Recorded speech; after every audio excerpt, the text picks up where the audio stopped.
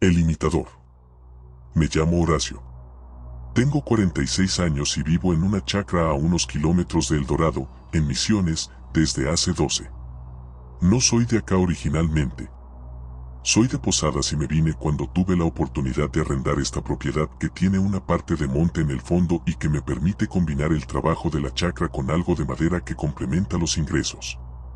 12 años en ese monte me enseñaron cosas que Posadas no me hubiera enseñado en toda una vida. Entre ellas, que hay cosas en el monte misionero de noche que uno aprende a respetar aunque nunca las vea. Lo que escuché esa noche en el galpón no lo aprendí a respetar de inmediato. Lo aprendí después, cuando ya había entendido de qué se trataba. Fue en septiembre de hace 4 años. Septiembre en Misiones es primavera temprana, con las noches todavía frescas y el monte empezando a activarse después del invierno. Había tenido un día largo y me había quedado trabajando en el galpón más tarde de lo habitual arreglando una máquina que necesitaba estar lista para el día siguiente. El galpón está a unos 40 metros de la casa. Suficientemente cerca para escuchar si algo pasa adentro, pero suficientemente lejos para que el ruido de las herramientas no molestara a mi mujer Claudia y a los chicos que ya estaban durmiendo. Trabajé hasta cerca de las 11. A esa hora el monte de noche en esa zona ya está en plena actividad. Los sapos, los insectos, algún pájaro nocturno. El tipo de sonido que al principio a los de ciudad nos resulta raro y que con los años uno incorpora como el fondo sonoro normal de la vida. Estaba terminando el trabajo cuando la escuché. Era la voz de Claudia. No una voz parecida a la de Claudia. No alguien que sonara como ella. Su voz exacta, con ese tono particular que tiene cuando me llama a comer, que es diferente al tono con que me llama por otras razones. Una voz que después de 12 años de casado reconozco sin necesidad de pensarlo. Me llamaba por mi nombre desde el monte. No desde la casa, que estaba a mi izquierda. Desde el monte, que estaba a mi derecha, en la dirección opuesta a la casa. Levanté la cabeza de la máquina en la que estaba trabajando y miré hacia la puerta del galpón, que estaba abierta. La noche afuera. El monte en la dirección de donde venía la voz. Mi primer pensamiento fue que Claudia había salido por alguna razón y había ido hacia el fondo de la propiedad, hacia el monte, sin que yo me explicara por qué. No tenía ningún sentido, pero era la explicación más inmediata y más cómoda. La voz volvió a llamarme. El mismo tono, las mismas palabras, con esa cadencia específica que tienen las personas cuando repiten un llamado porque no recibieron respuesta. Estaba a punto de contestarle cuando algo me detuvo. No sé exactamente qué fue. No fue un razonamiento elaborado ni una advertencia explícita. Fue algo más básico, de esos que el cuerpo hace antes de que la cabeza tenga tiempo de opinar. Una resistencia a contestar que no tenía nombre claro en ese momento, pero que era tan concreta como cualquier otra sensación física. No contesté. Saqué el teléfono y llamé a Claudia. Tardó 2 llamadas en atender, que es lo que tarda cuando está en la cocina y tiene las manos ocupadas. Le pregunté dónde estaba. Me dijo que en la cocina, terminando de lavar los platos, que por qué. Le pregunté si había salido en algún momento. Me dijo que no, que hacía horas que estaba adentro, que los chicos estaban dormidos. Le dije que no era nada, que ya iba. Corté la llamada y me quedé quieto en el galpón escuchando. La voz volvió desde el monte. Tercera vez. Mismo tono, mismo nombre, mismo llamado. Con esa persistencia de alguien que sabe que uno está ahí y que espera que responda. No era Claudia. Claudia estaba en la cocina con las manos mojadas de lavar los platos y acababa de atender mi llamado. Lo que estaba en el monte tenía su voz. Me quedé en el galpón con las herramientas en la mano y la puerta abierta mirando hacia el monte. La voz siguió llamándome. No con una frecuencia constante, sino con esa irregularidad de alguien que espera entre llamado y llamado. 5 minutos entre el tercero y el cuarto. 8 entre el cuarto y el quinto. Como si algo calculara cuánto tiempo esperaría una persona real antes de llamar de nuevo. Eso fue lo más perturbador de toda la noche. No la voz en sí misma, sino esa inteligencia en el patrón. La imitación no era solo del sonido, sino también del comportamiento. En 20 minutos escuché la voz 7 veces. En ninguna de las 7 contesté ni me moví hacia la puerta. Después de la 7ª vez el silencio volvió al monte. No de golpe. Los sapos y los insectos que habían callado en los momentos en que la voz sonaba fueron volviendo de a poco, de la misma manera en que vuelven después de que un sonido ajeno al monte se disipa. Esperé 10 minutos más antes de salir del galpón. Caminé hacia la casa rápido, sin correr, mirando hacia el monte en diagonal para tener el campo visual más amplio posible. No había nada visible. El monte era el monte de siempre. Entré a la casa, cerré con llave, que era algo que no hacía habitualmente, y fui a la cocina. Claudia estaba terminando de secar los platos. Me miró con la expresión de alguien que nota que algo no está del todo bien pero que espera a que el otro hable. Le conté lo que había escuchado. Claudia escuchó en silencio. Cuando terminé se quedó un momento sin decir nada. Después me dijo que en el paraje había una familia que llevaba generaciones en esa zona y que la señora mayor de esa familia sabía de estas cosas. Que ella había hablado con esa mujer en distintas ocasiones sobre el monte y que confiaba en lo que decía. Al día siguiente fue a verla. Volvió al mediodía con esa expresión de alguien que recibió una información que no es agradable pero que es necesaria. Me contó lo que la mujer le había dicho. Que lo que yo había escuchado era el bombero imitando su voz. Que el bombero tiene esa capacidad, que imita las voces de las personas más cercanas a quien quiere atraer porque sabe que esas voces son las que más rápido hacen que alguien salga sin pensar. Que lo había escuchado hablar de eso antes en relación a otras personas del paraje. Le pregunté a Claudia si la mujer sabía por qué lo hacía. Me dijo que según ella, el bombero no siempre lo hacía con intención de hacer daño. Que a veces era una manera de probar. De ver si uno salía o no salía. Que los que no salían generalmente no tenían más problemas. Que los que salían a buscar la voz encontraban cosas que variaban entre lo perturbador y lo peor. Le pregunté cuál era la diferencia entre los dos grupos. Me dijo que según la mujer, la diferencia era si uno sabía o no sabía que el bombero existía. Que los que sabían tenían más chances de quedarse adentro. Que yo había tenido suerte de no haber contestado. Esa tarde compré tabaco y lo dejé en el borde del monte antes de que oscureciera.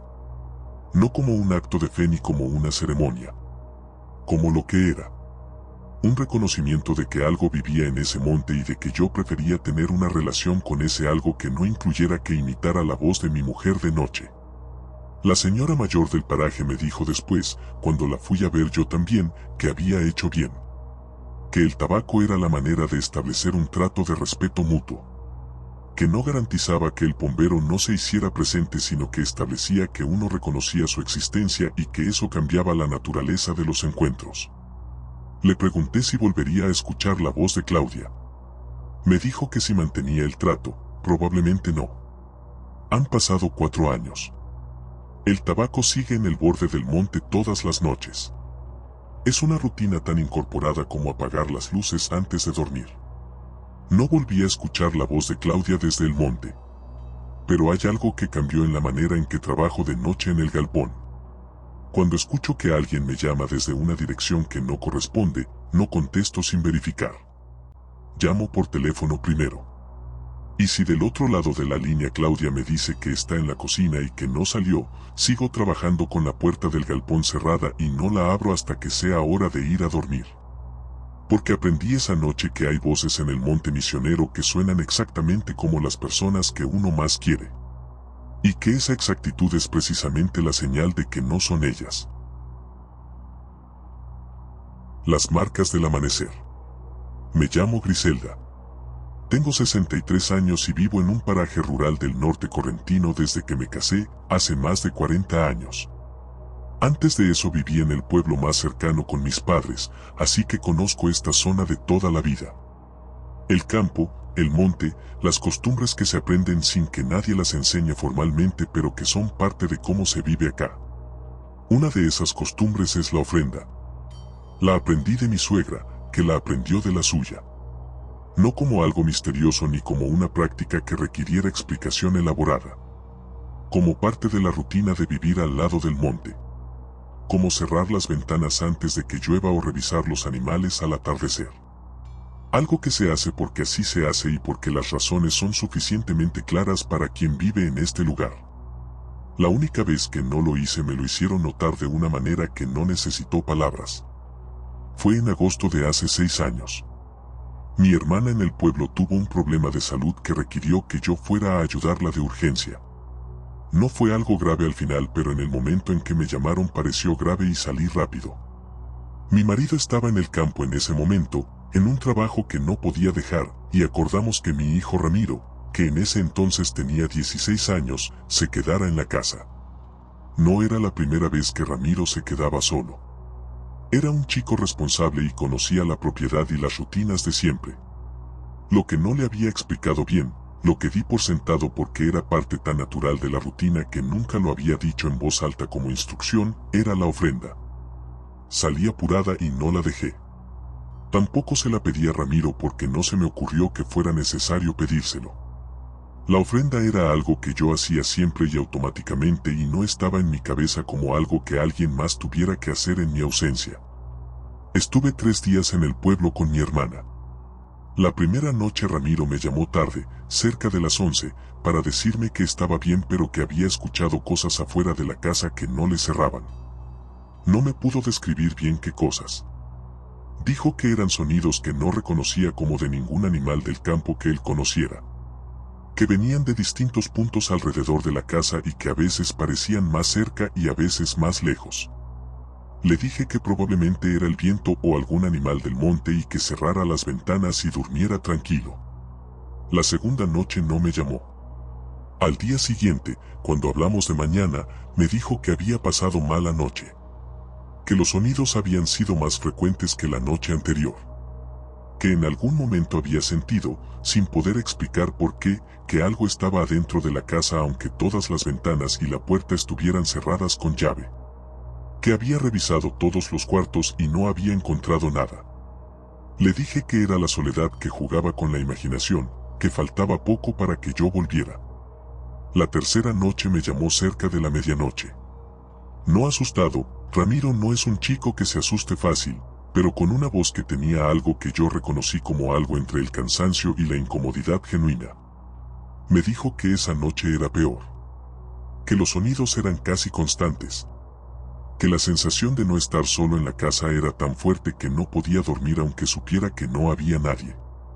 Esa noche no dormí bien yo tampoco. Volví al cuarto día temprano. Lo primero que vi cuando llegué, antes de entrar a la casa, fueron las marcas. Rodeaban el perímetro completo de la casa. En el barro que el rocío de la noche había mantenido húmedo, una línea de marcas que iba de un lado al otro de la construcción sin interrupción. Como si algo hubiera caminado alrededor de la casa siguiendo el contorno exacto de las paredes, sin alejarse ni acercarse más de lo que marcaba ese contorno. Bajé de la camioneta y la seguí con la vista antes de agacharme a verlas de cerca. El círculo era completo. Empezaba y terminaba en el mismo punto, en el costado norte de la casa que da al monte. Me agaché sobre las marcas. Bípedas. Eso fue lo primero que noté. No la huella de un animal que camina en 4 patas, sino algo que se desplazaba erguido. Grandes, más grandes que cualquier huella humana que yo hubiera visto. Con una profundidad en el barro que indicaba peso considerable. No huellas completas con todos los detalles, el barro no era lo suficientemente blando para eso. Marcas de presión que seguían la lógica de algo que caminaba con un paso regular alrededor de la casa. Conté los pasos que podía distinguir en el tramo más claro. La distancia entre uno y el siguiente correspondía a una zancada larga, de la que tiene algo grande que camina sin apurarse. Ramiro salió cuando me oyó llegar. Lo vi mirar las marcas desde la galería antes de bajar al patio. Me preguntó qué eran. Le dije que ahora le explicaba. Primero quería recorrer el perímetro completo. Las marcas eran consistentes en todo el círculo. Ningún punto donde se interrumpieran, ningún lugar donde la distancia entre pasos cambiara de manera significativa. Algo había caminado alrededor de esa casa a un ritmo constante durante tiempo suficiente para dejar marcas visibles en todos los lados.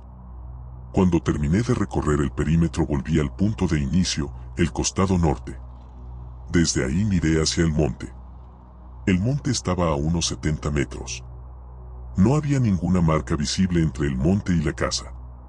Las marcas empezaban directamente en el perímetro de la construcción, como si lo que las había hecho hubiera aparecido ahí sin necesitar cruzar el espacio abierto del patio. Entré a la casa con Ramiro. Le pregunté en detalle lo que había sentido las 3 noches. Me lo describió con la precisión que tiene cuando habla de algo que experimentó de verdad y que no está adornando. Los sonidos que rodeaban la casa, la sensación de presencia adentro que no tenía explicación física, el cansancio acumulado de 3 noches sin dormir bien. Le pregunté si había tenido miedo. Me dijo que miedo no exactamente. Que era más una incomodidad sostenida, de esas que no se van aunque uno sepa racionalmente que no hay ninguna amenaza concreta. Que lo que más lo había afectado era la sensación del adentro. Que la casa cerrada debería haber sido suficiente para sentirse protegido y que esa noche no había sido suficiente. Asentí. Después le expliqué lo que tendría que haberle explicado antes de irme. Le conté sobre la ofrenda. No como algo que yo hacía por superstición, sino como parte de la relación que uno establece con lo que vive en el monte cuando vive al lado del monte. Le expliqué qué era el pombero en términos que él pudiera entender sin que sonara a cuento de chicos. Le dije que me había ido sin dejarla y que lo que había pasado esas 3 noches era la respuesta a esa ausencia. Ramiro me escuchó en silencio. Cuando terminé me preguntó si las marcas afuera eran de él. Le dije que sí. Me preguntó si había estado tan bien adentro como él había sentido. Me quedé un momento antes de responder. Le dije que no lo sabía con certeza.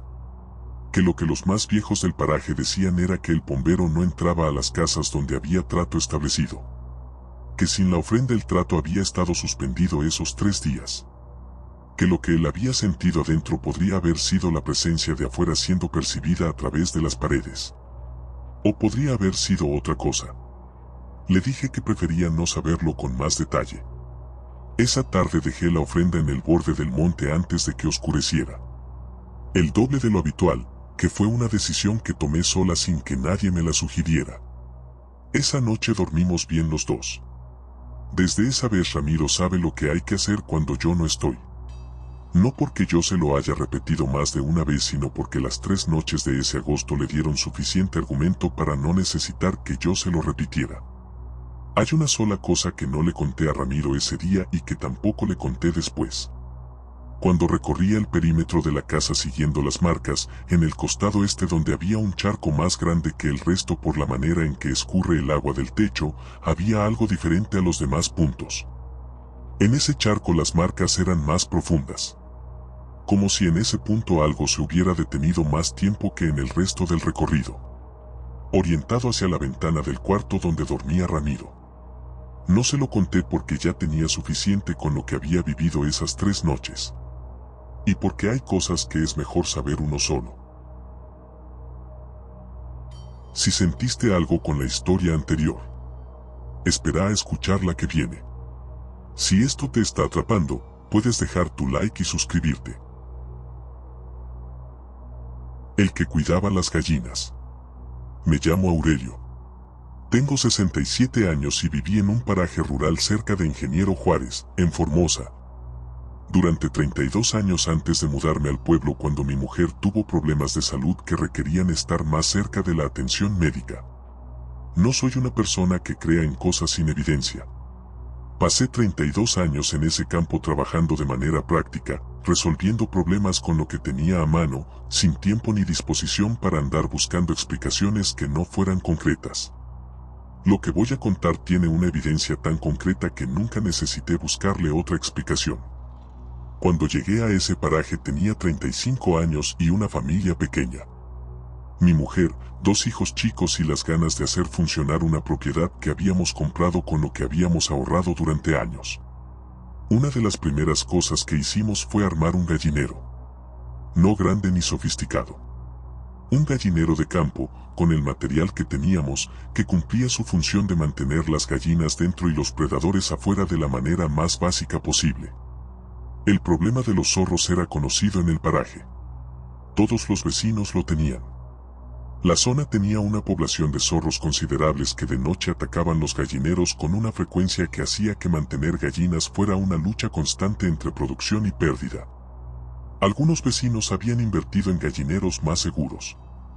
Otros habían perdido las gallinas tantas veces que habían dejado de intentarlo. Yo nunca perdí una gallina al zorro. En 32 años. Al principio no lo noté como algo particular. Las primeras temporadas uno está tan ocupado con todo lo que implica establecerse en una propiedad nueva que no lleva registro mental de lo que funciona bien. Simplemente funciona y uno sigue. Fue en el cuarto o quinto año cuando un vecino me preguntó cómo hacía. Habíamos estado hablando de los problemas que él había tenido esa temporada con los zorros y de cuántas gallinas había perdido. En algún momento de la conversación me preguntó si yo había tenido los mismos problemas. Le dije que no. Que desde que habíamos armado el gallinero no habíamos perdido ninguna. Me miró con la expresión de alguien que no sabe si creerle o no. Le pregunté cuánto había perdido él. Me dijo que esa temporada sola habían sido 7. Que el año anterior habían sido 11. Nos miramos un momento sin decir nada porque los dos sabíamos que mi gallinero era visiblemente más precario que el suyo. Empecé a prestar atención a partir de esa conversación. Lo que encontré en los años siguientes fue un patrón que no tenía explicación en ninguna diferencia objetiva entre mi gallinero y el de mis vecinos. El mío era más viejo, con tablones que en algunos puntos tenían espacios que un zorro adulto podría haber forzado sin demasiado esfuerzo. Tenía menos iluminación nocturna en el perímetro. Estaba más cerca del monte que el de la mayoría de mis vecinos, lo que en teoría debería hacerlo más vulnerable porque los zorros no tenían que cruzar tanto espacio abierto para llegar. Y sin embargo, año tras año mis vecinos perdían gallinas y yo no perdía ninguna. La única diferencia entre mi rutina y la de ellos era el tabaco. Lo había empezado a dejar en el borde del monte en mi primer año en la propiedad, por consejo de un hombre mayor del paraje que fue el primero en darme la bienvenida cuando llegamos. Se llamaba Don Arcadio y tenía más de 80 años y toda una vida en esa zona. Me dijo que si quería que el campo funcionara bien, que dejara tabaco todas las noches en el borde del monte. No me explicó por qué. Me lo dijo con esa economía de palabras que tienen las personas que consideran que ciertas cosas no necesitan explicación. Le pregunté para qué. Me dijo que para el bombero. En ese entonces yo tenía 35 años, acababa de llegar y no quería empezar la relación con el primer vecino que me hablaba cuestionando lo que me decía. Empecé a dejar el tabaco esa misma tarde. Y nunca lo dejé de hacer. No porque lo creyera en ese primer momento, sino porque se incorporó a la rutina antes de que yo tuviera tiempo de decidir si lo creía o no, y una vez incorporado, el costo de mantenerlo era tan bajo que nunca hubo una razón práctica para dejarlo. No relacioné el tabaco con las gallinas durante años. La mente no hace esa conexión de manera automática porque las dos cosas son demasiado diferentes para que uno las junte sin un esfuerzo consciente. Fue Don Arcadio quien me lo dijo, unos años antes de que él muriera. Estábamos hablando de los zorros y de la diferencia entre mi gallinero y los de los demás, que para ese entonces era un tema recurrente en el paraje porque ya era notoriamente extraño. Me preguntó si seguía dejando el tabaco. Le dije que sí. Me dijo que por eso. Le pregunté que qué relación había entre el tabaco y las gallinas. Me dijo que el bombero cuida lo que está en las propiedades donde lo respetan. Que las gallinas son parte de la propiedad. Que el zorro que se acerca a un gallinero que está bajo la atención del bombero generalmente encuentra una razón para irse antes de que llegue a las gallinas.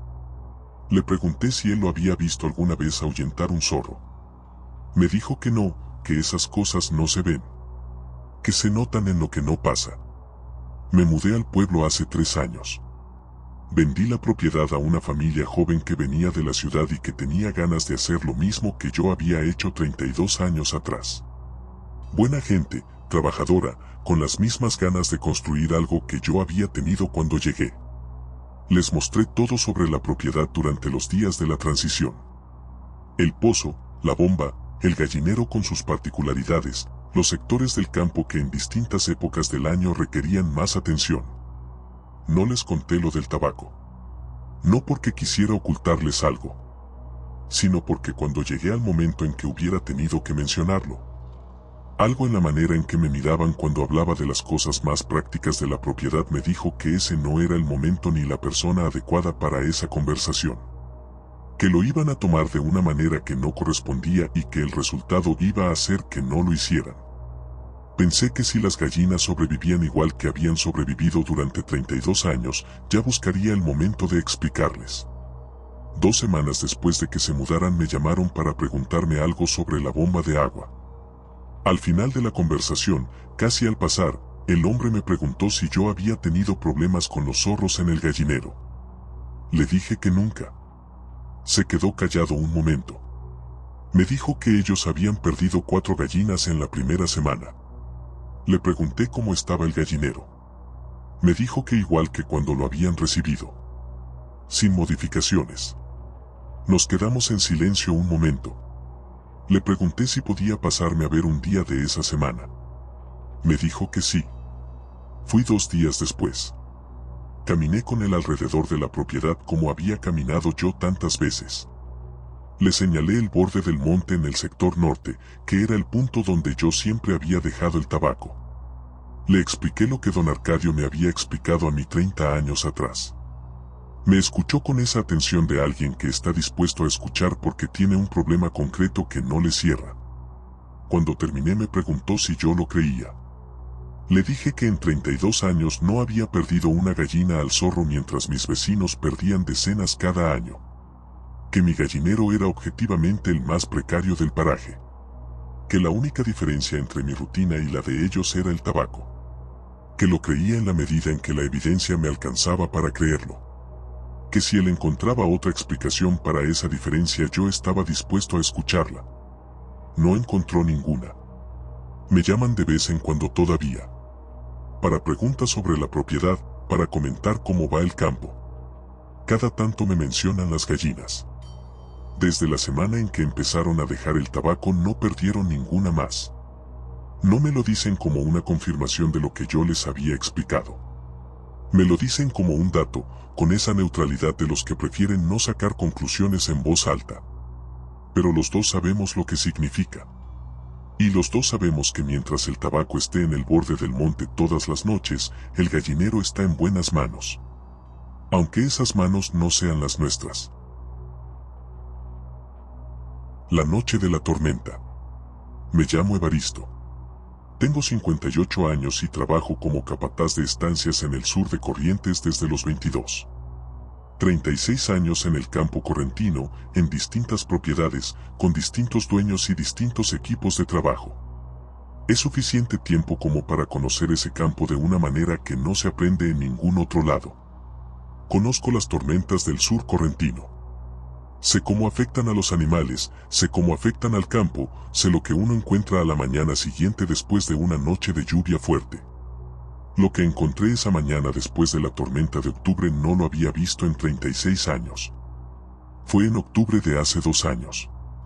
Octubre en el sur correntino es primavera, con las primeras tormentas del año que en esa región pueden ser de las más violentas del calendario. Las lluvias de octubre son las que cargan los arroyos y los bañados y las que en algunos años causan las inundaciones que el campo correntino conoce bien. Esa noche la tormenta llegó cerca de las 10. No fue una de las peores que vi en mi carrera, pero sí de las que obligan a atención. Truenos que sacudían las paredes, lluvia que en los peores momentos cortaba la visibilidad a cero, viento que en las rachas más fuertes hacía crujir los árboles del parque de la estancia. Estaba en la estancia esa noche con 2 peones. El dueño no estaba, que era lo habitual. La propiedad es de una familia de Buenos Aires que viene 2 o 3 veces al año y que el resto del tiempo deja en mis manos. Lo primero que noté fue el comportamiento de los perros. Los perros de la estancia son 4. 2 son de trabajo, acostumbrados a cualquier condición del campo. Los otros 2 son más de la casa, pero tampoco son animales nerviosos. Todos llevaban años en esa propiedad y conocían las tormentas de haberlas vivido muchas. Esa noche los 4 se metieron debajo de la mesa de la cocina del casco antes de que la tormenta llegara a su punto máximo. No era su comportamiento habitual durante las tormentas. Lo habitual era que los de trabajo se quedaran afuera o en la galería y que los de la casa se metieran debajo de algún mueble. Que los 4 eligieran el mismo punto y que ese punto fuera el más interior de la construcción era algo que no había visto antes. Después empezaron los caballos. El corral de caballos está a unos 80 metros del casco. Con el viento y la lluvia de esa noche el sonido llegaba amortiguado pero reconocible. Los caballos en tormenta hacen ciertos sonidos que uno aprende a interpretar. Inquietud normal, que corresponde al trueno y al relámpago, es una cosa. Lo que estaban haciendo esa noche era otra. Eran sonidos de agitación sostenida, no de reacción a los truenos. Relinches que no paraban entre un trueno y el siguiente. Movimiento constante que se escuchaba en los cascos contra el suelo del corral. Uno de los peones me preguntó si íbamos a ver qué pasaba. Le dije que esperáramos a que amainara un poco la lluvia antes de salir. Pero algo en el ambiente de esa noche me hacía postergar esa decisión más de lo que era estrictamente justificado por las condiciones. No soy de los que evitan salir en tormenta por precaución excesiva. 36 años de campo me enseñaron a moverse en condiciones que a otros les parecerían extremas. Si hubiera pensado que los caballos estaban en peligro real hubiera salido sin importar la lluvia. Lo que me frenaba no era la lluvia. Era algo en el ambiente del casco que no tenía nombre preciso pero que se sentía con esa concreción de las cosas que no se pueden señalar pero que están ahí. Una presencia. No amenazante en el sentido de que hiciera pensar en peligro inmediato. Pero sí presente de una manera que hacía que el casco con sus paredes y su techo se sintiera diferente a como se sentía en cualquier otra noche. Los perros seguían debajo de la mesa. No ladraban. Estaban quietos con esa quietud específica que en ellos indicaba que habían decidido que el silencio era la mejor respuesta ante lo que fuera que percibían. Pasé la mayor parte de esa noche en la cocina. Los 2 peones también.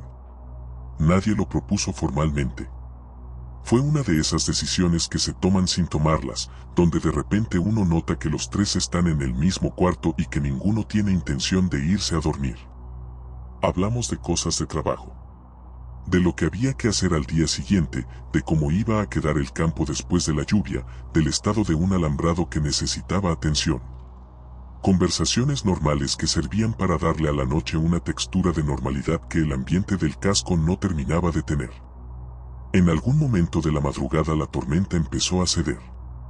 La lluvia bajó de intensidad, el viento amainó, los truenos se fueron espaciando. El proceso habitual de una tormenta que pasa. Lo que no se dio de la misma manera fue lo otro. La presencia que yo había sentido desde que había empezado la noche siguió ahí durante un tiempo después de que la tormenta aflojara. No con la misma intensidad, pero sí con esa persistencia de algo que no tiene apuro.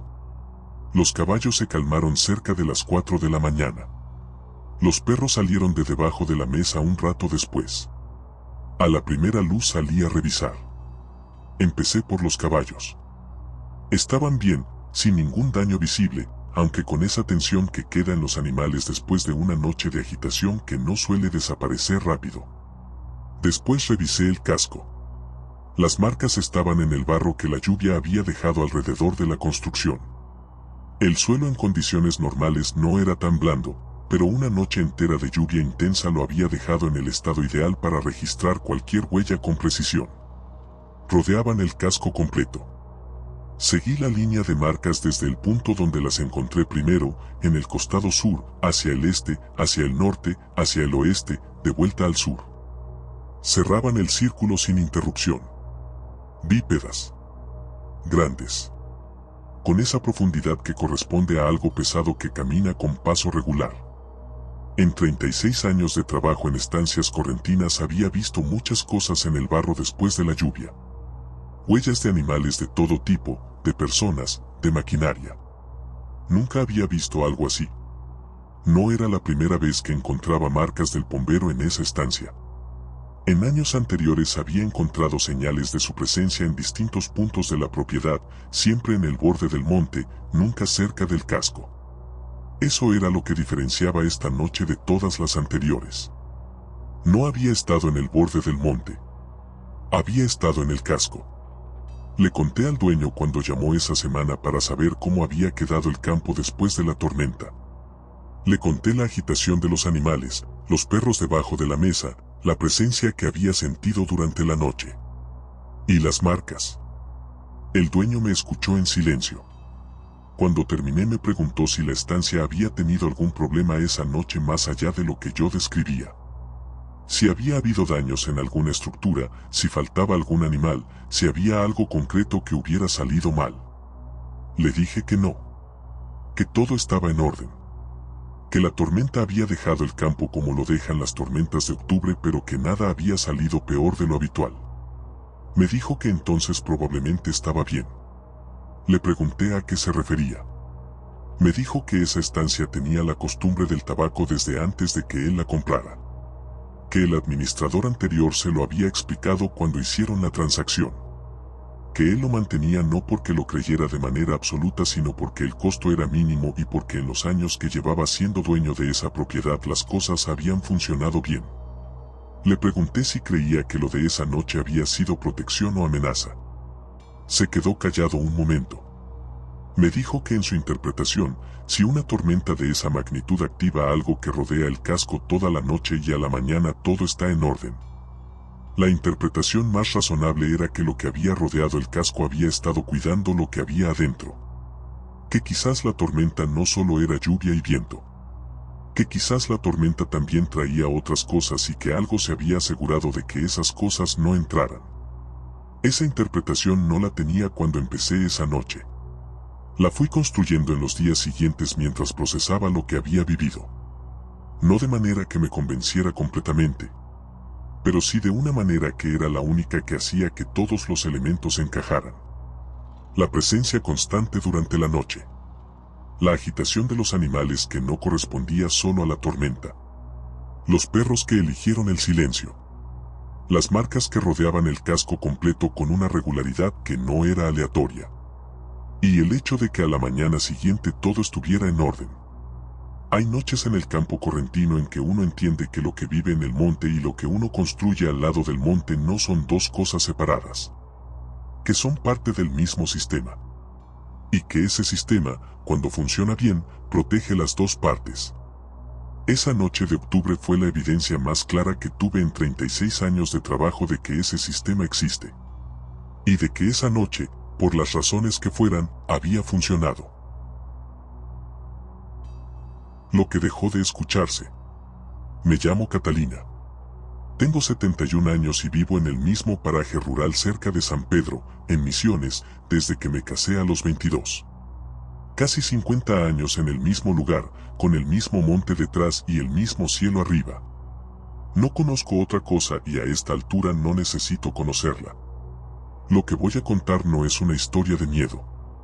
Es algo más difícil de nombrar que el miedo. Es la historia de una ausencia que pesa más que muchas presencias que conocí. El silbido era parte de la noche desde el principio. No desde la primera noche que dormí en ese paraje, que fue la noche de bodas y que en ese momento tenía demasiadas otras cosas en la cabeza como para prestar atención a lo que sonaba afuera. Pero sí desde las primeras semanas, cuando la vida en ese lugar empezó a tener su propio ritmo y cuando yo empecé a aprender a leer ese ritmo. El paraje está en el borde del monte Misionero. No el monte denso y cerrado de las zonas de selva, sino un monte más abierto, con claros y con una transición gradual entre el campo y la vegetación que hace que el límite entre los dos no sea nunca completamente claro. En ese tipo de ambiente nocturno hay muchos sonidos. Los sapos, los insectos, los pájaros que en Misiones no paran ni de noche, el viento en las copas de los árboles. El silbido estaba entre todos esos sonidos. No siempre. No todas las noches ni a la misma hora. Pero con una frecuencia que en pocos años me hizo incorporarlo como parte del ambiente sonoro de ese paraje de la misma manera en que incorporé todo lo demás. La primera vez que le pregunté a alguien sobre él fue a mi suegra, que en ese entonces vivía en la casa con nosotros y que era del paraje desde siempre. Le pregunté qué era ese silbido que a veces se escuchaba de noche. No me respondió de inmediato. Me miró durante un momento con la expresión de alguien que está evaluando si la persona que pregunta está lista para la respuesta. Después me dijo que era el bombero. Me explicó lo que había que saber. La ofrenda, el respeto, las cosas que no se hacían cerca del monte de noche. Me lo explicó con la misma naturalidad con que me explicó cómo funcionaba el pozo de agua o qué hacer cuando el viento venía del norte en verano. Como información práctica sobre el lugar donde yo había decidido vivir. Le pregunté si era peligroso. Me dijo que depende de cómo uno se relacionara con él. Que en ese paraje la gente lo conocía desde antes de que ella naciera y que habían aprendido a convivir. Que el silbido era su manera de estar presente sin hacerse ver. Que mientras uno lo respetara, estar presente era todo lo que hacía. En casi 50 años aprendí a escuchar ese silbido con la misma atención distendida con que uno escucha los sonidos que conoce. No con alerta ni con miedo. Con esa familiaridad que se construye en años de coexistir con algo en el mismo espacio. Aprendí a distinguir cuando estaba más cerca y cuando más lejos. Cuando el silbido era corto y cuando se extendía. Cuando llegaba desde el monte del fondo y cuando rodeaba la casa de una manera que indicaba que estaba recorriendo el perímetro de la propiedad. No le busqué explicación a esas variaciones. Las registré de la misma manera en que uno registra el comportamiento del viento o el ciclo de los insectos. Como información sobre el ambiente que no siempre tiene una utilidad práctica inmediata pero que forma parte de conocer el lugar donde uno vive. Mis hijos crecieron escuchándolo. Mis nietos también. Era una de esas cosas del paraje que se transmitían sin necesitar ser enseñadas, que los chicos incorporaban naturalmente al sonido de las noches de su infancia. Hace 2 años el silbido dejó de escucharse.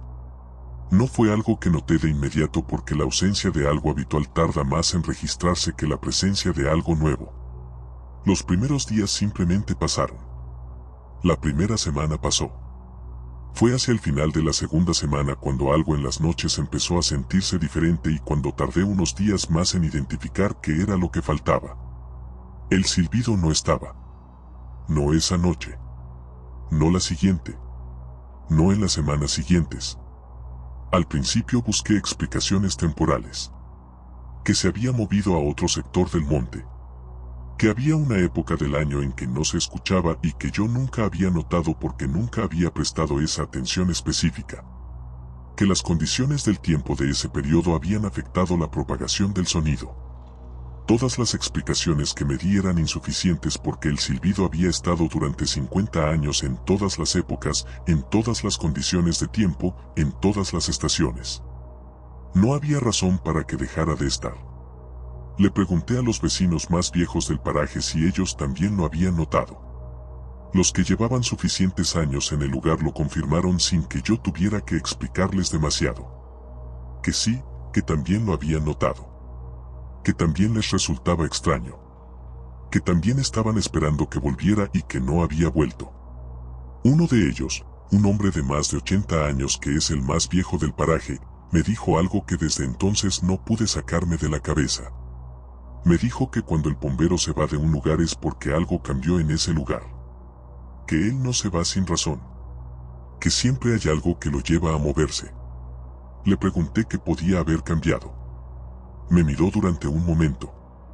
Me dijo que eso era exactamente lo que estaban esperando saber. Desde que el silbido dejó de escucharse el monte es diferente. No de manera visible ni de ninguna forma que yo pudiera señalar con precisión a alguien que no conociera el paraje. Pero para los que llevamos años aquí, para los que aprendimos a leer ese monte de una manera que solo da el tiempo, hay algo en el que cambió. No puedo describirlo mejor que diciendo que antes el monte de noche se sentía habitado de una manera específica. Con esa presencia que no se veía pero que se sabía que estaba. Ahora se siente simplemente como monte. Como vegetación y oscuridad y los sonidos habituales de los animales. No vacío. No peligroso. Simplemente diferente. Como cuando un vecino de toda la vida se muda y la casa que quedó vacía sigue siendo la misma casa pero ya no es lo que era. Los más jóvenes del paraje no notan la diferencia porque no tienen el punto de comparación. Para ellos el monte es como es ahora, sin el silbido, y no tienen nada con que contrastarlo. Pero los que estamos son suficientes para saber que algo que estuvo durante décadas ya no está. Le cuento esto a mi hija cada tanto cuando me visita. Ella creció escuchando el silbido y lo recuerda, aunque con la distancia de los años pasados en la ciudad ese recuerdo se fue volviendo más difuso. Cuando le digo que ya no se escucha me pregunta si me preocupa. Le digo que no exactamente, que es más una tristeza de las que produce perder algo que formaba parte de la vida sin que uno lo supiera hasta que ya no está. Que durante 50 años el silbido fue parte de las noches de este paraje y que su ausencia hace que las noches sean más silenciosas de lo que deberían ser. Que el silencio que quedó en su lugar es diferente al silencio normal del monte. Tiene la textura del silencio que queda cuando algo que estaba ya no está. Sigo dejando el tabaco todas las noches en el borde del monte. Nadie me dijo que dejara de hacerlo y yo no tengo ninguna intención de dejarlo. No porque espere que el silbido vuelva, aunque esa esperanza no está del todo ausente, sino porque 50 años de un trato no se terminan porque una de las partes se fue. El trato estaba de mi lado también. Y mientras yo siga acá, yo voy a seguir con mi parte. El hombre más viejo del paraje, cuando le conté que seguía dejando el tabaco aunque el silbido no estuviera, me miró durante un momento. Después me dijo que eso era lo correcto. Que las cosas que uno respeta durante 50 años no se dejan de respetar porque no estén. Que si en algún momento el bombero decide volver a este paraje, encontrar el tabaco en el mismo lugar de siempre es lo que hace que la vuelta sea posible. Que el respeto sostenido en la ausencia vale tanto como el respeto sostenido en la presencia. Que quizás más. Esto es Horror Code y aún queda mucho por contar.